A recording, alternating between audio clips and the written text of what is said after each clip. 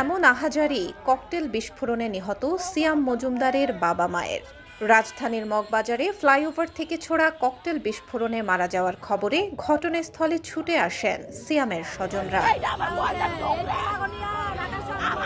Police জানায়, বুধবার রাত 8:45টার দিকে নিউ ইস্কাটনের বাংলাদেশ মুক্তিযোদ্ধা সংসদ কেন্দ্রীয় কমান্ড কাউন্সিলের ফটকের সামনে হঠাৎ বিস্ফোরণ হয়।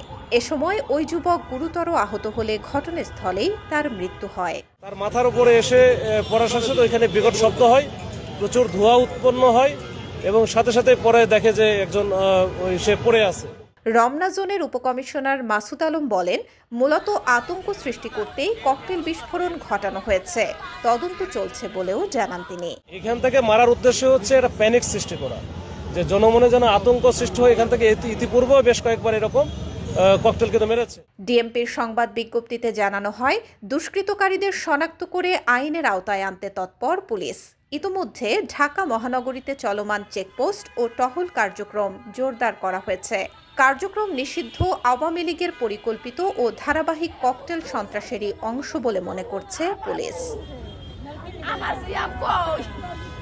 Desk report, B news 24।